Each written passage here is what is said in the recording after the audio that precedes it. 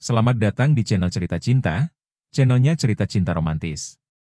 Sebelum lanjut, mohon dukungannya dengan like dan subscribe dulu. Istri yang tak dianggap, bagian 56. Baik, aku akan ikut kemauan kakek, jawabnya pelan. Peter mendekat, duduk di tepi ranjang. Termasuk rencana perjodohanmu? Firman tercekat. Ingatannya melayang pada Wulan, senyum manjanya, sikap cerewetnya yang dulu menyebalkan, tapi entah sejak kapan, ada rasa yang tumbuh diam-diam. Peter menatap tajam. Bagaimana? Firman mengangguk. Ya, aku mau. Hatinya berat, tapi ia harus menyelamatkan Anjani. Ini satu-satunya jalan. Bagus. Kau memang cucuku yang setia, kata Peter sambil menepuk bahunya.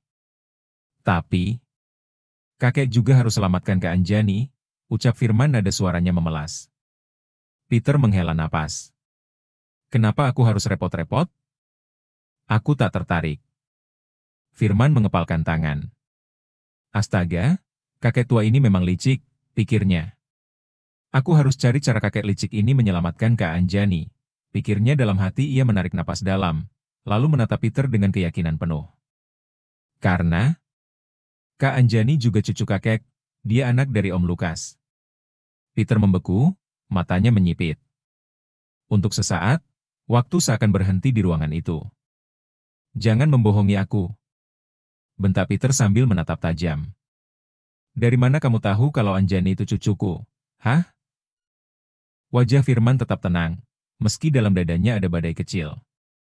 Ia menghela napas. Ambilin aku tablet, kek, ucap Firman santai, seolah ini cuma percakapan tentang cuaca. Peter mengerutkan kening, lalu memberi isyarat kecil. Salah satu anak buahnya langsung melesat keluar, dan kembali dengan sebuah tablet di tangan. Firman menerima tablet itu, jemarinya cekatan membuka penyimpanan online yang telah ia siapkan sejak semalam. Nih, kalau kakek nggak percaya, katanya sambil menyodorkan layar tablet. Peter mendekat, matanya menyipit menatap foto yang ditampilkan. Seketika wajahnya berubah kaku. Ini foto paman kamu. Yang kamu edit pakai AI kan? Sorot matanya penuh curiga. Firman memutar bola matanya menahan emosi. Astaga, kek. Itu foto asli. Dan itu bukan paman. Sergahnya. Peter mengangkat alis. Lalu, foto siapa ini? Itu Reno, kakaknya Anjani. Firman menjawab cepat, taruhannya terlalu besar untuk membiarkan kebohongan ini gagal. Lihat matanya, senyumnya, itu jelas darah keluarga kita. Dia tahu kemiripan Reno dan pamannya, bisa jadi satu-satunya celah untuk meyakinkan sang kakek. Meski setipis benang, ia bertaruh di sana. Peter mengelus dagunya pelan, aku harus panggil dulu ahli IT buat memastikan ini. Kelamaan, kek. Potong Firman mulai panik. Kakek bisa aja nemuin jasad mereka duluan daripada kebenarannya. Peter mendadak diam, matanya bergerak cepat menimbang-nimbang. Mereka disekap sama anak buah 5 naga, lanjut Firman dengan nada rendah. Di lokasi tersembunyi, aku punya koordinatnya. Peter mendengus. Kalau begitu, aku cari Reno dulu. Tidak bisa. Firman maju selangkah, nyaris frustasi. Anjani harus diselamatkan sekarang. Kalau kakek gagal, Reno bakal benci sama kakek seumur hidup. Peter menatap cucunya lekat-lekat. Kenapa kamu ngotot banget nyelamatin Anjani? Kamu jatuh cinta ya? Firman tertawa hambar, lalu menggeleng pelan.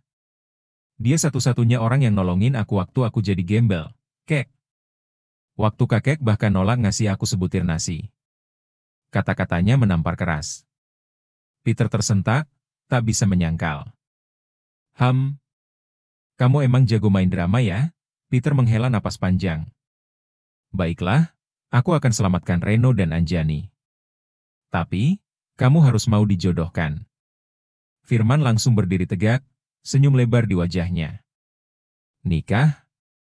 Tinggal nikah, kek? Oke, aku setuju. Dalam hati, dia sudah pasang strategi licik. Tinggal gue ceraikan abis nikah. Perkara beres, kan? Namun wajahnya tetap penuh semangat bak pahlawan kesiangan. Dan Peter hanya bisa memijat pelipis, sadar bahwa drama ini baru saja dimulai. Bram, angkut wanita ini, bos tak menginginkannya lagi. Renaldi mendesis, kegelisahan bergetar di suaranya, jemari mengetuk meja kaca. Di seberang, tawa Bram meledak seperti petasan. Siap, bos. Aku meluncur sekarang.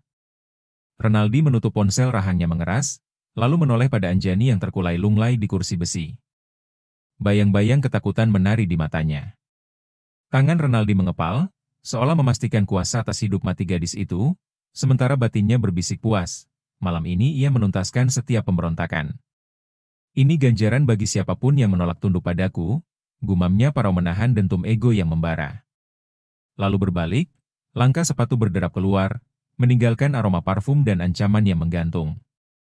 Ki, siap-siap, kita berangkat, seru Bram sambil membuka pintu kamar putranya. Nada kegirangan terpancar, tapi ada ketegangan menempel di keningnya. Kemana? Ricky mendongak, suaranya ketus, mata masih memendam luka lama. Menjemput Anjani, jawab Bram dengan senyum tipis namun mata berbinar. Ricky terdiam sejenak, jantungnya berdebur, seakan harapan lama disiram hujan segar. Benar, Pak? Bisiknya nyaris rapuh. Demi kamu, apapun Bapak lakukan, Bram menepuk bahu putranya, mencoba menjadi pahlawan yang dulu ia abaikan. Dalam pelukan singkat itu, Ricky menemukan sedikit kehangatan di tengah badai. Mereka turun ke garasi, sepatu berdetak cepat, mesin SUV meraung saat dinyalakan. Rizky menatap jendela, membayangkan Anjani tersenyum lagi di sisinya. Ia bersumpah, kali ini takkan ada yang merebut gadis itu, sekalipun harus menukar nyawanya sendiri. Renaldi, yang bernama Rizky jangan kau sentuh. Suara berat Marco menggema di aula bawah tanah, membuat lampu gantung bergetar. Sorot matanya menusuk, menuntut ketaatan. Cucuku lama memuja dia dan dia putra Gunawan. Ada rahasia yang wajib kami gali. Renaldi membungkuk tipis, melipat ambisi di balik senyuman. Baik, Tuan. Saya pastikan tugas terlaksana. Namun ketika Marco pergi, ia menatap jam, jarum detik terasa menyalak, dan geram, kenapa Bram belum muncul? Rino. Renaldi memanggil, suaranya membelah lengang koridor. Siap, Tuan. Rino muncul, penampilan rapi tapi mata kejam. Angkut lelaki itu, kita pulang. Perempuan biar Bram urus, nada perintahnya tajam seperti belati, memotong udara lembab. Rino menuruni tangga ke ruang bawah tanah. Bangun, ucapnya dingin sambil menunduk, melihat Rizky tergeletak, wajah lebam dan napas berat. Belas kasihan sekilas muncul, tapi segera ditenggelamkan oleh tugas. Ia mengangkat Rizky ke bahu, otot-otot menegang di balik jas gelap. Anjani yang pucat menggigit bibir, mata berkaca. Rizky, suara lirihnya patah di udara lembab. Rino melirik sebentar lalu meninggalkan Anjani seorang diri. Bawa dia ke mobil, Renaldi menyuruh lagi saat Rino muncul di koridor. Baik, Tuan. Dua anak buah membuka pintu baja, udara malam menyergap, membawa aroma bensin dan kematian tertunda. Rizky diseret ke SUV hitam, bayang-bayang lampu kota menari di kaca kusam. Di ruang bawah tanah yang kini sepi, Anjani terisak pelan. Tanpa Jamal, ia bagi ratu ular yang dipatahkan taringnya. Tapi di balik napas tercekik, bara dendam berkobar. Aku belum kalah. Ia meraba dinding besi mencari celah, mencari apa saja, meski hanya sepotong baut berkarat, yang bisa jadi senjata. Karena ia tahu, setiap penindas menyisakan kecerobohan, dan dari retakan kecil itulah kebebasan akan merayap, menunggu saat menyerang balik. Angkat, dasar botol. Bram memaki lirih, kegelisahan menggerogoti dadanya, jari-jarinya berulang menekan panggilan. Layar ponsel cuma memantulkan notifikasi tak terjawab, sedangkan SUV terus melaju menembus hujan malam yang memaku, lampu kota di kaca seperti percikan luka. Kenapa Bapak kelihatan cemas? Ricky bertanya, alisnya bertaut. Nada curiga bergetar tipis ketika ia mencondongkan tubuh, meneliti wajah Bram yang tertangkap cahaya dashboard pucat. Tidak apa-apa, Nak, Bapak hanya pusing. Anak buah yang menjaga Firman seharian tak mengangkat telepon, keluh Bram dengan senyum paksa merekah. Tangan memijat pelipis, seolah mengusir bayangan gelap yang menunggui kursi belakang. Sudahlah, mereka cuma orang tak penting, Ricky menepis, suara dingin bercampur sinis. Bahunya terangkat, mencoba menyingkirkan keresahan Bram seakan debu di dashboard. Benar, hanya pion. Bahkan kalau Firman bebas, dia tetap bukan siapa-siapa. Di negeri ini tak ada yang bisa melawan 5 naga tersembunyi, Bram bergumam, kesombongan bercampur cemas. Kaki menekan gas lebih dalam hingga mesin meraung membelah kabut. Tuan Bram tiba. Penjaga di gerbang berseru, suaranya mengandung gugup.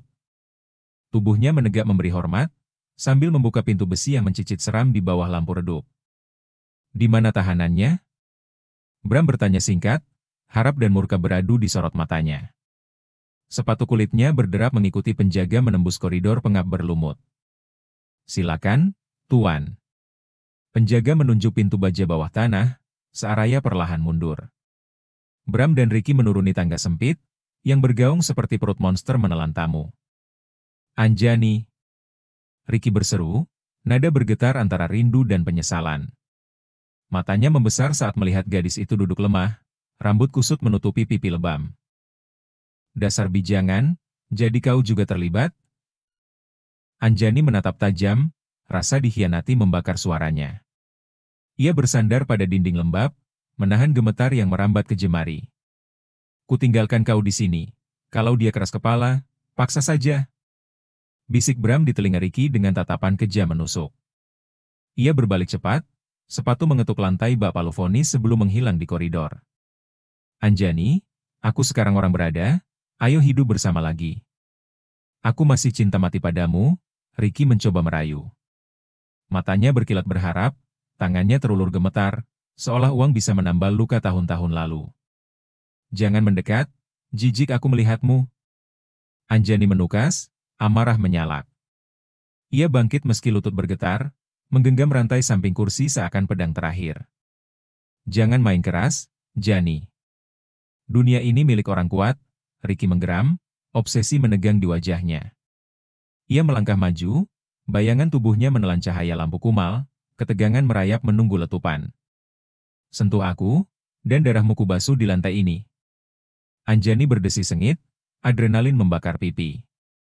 Rantai di tangannya terangkat berkilau di cahaya redup. Membuat Ricky terhenti sekejap, kaget oleh kobaran api yang belum padam dalam diri wanita yang pernah ia lukai. Kau lupa, Jani. Uangku bisa membeli dunia. Bahkan amarahmu, Ricky mendesis mencoba memulihkan wibawa. Satu tangan pipi Anjani yang walaupun satu, tapi malah semakin terlihat cantik dan mempesona. Boom! Terdengar sebuah ledakan. Apa itu? Ricky berteriak, dan seketika ledakan di atas lorong bergema. Debu beterbangan, lampu berkedip liar. Bersambung.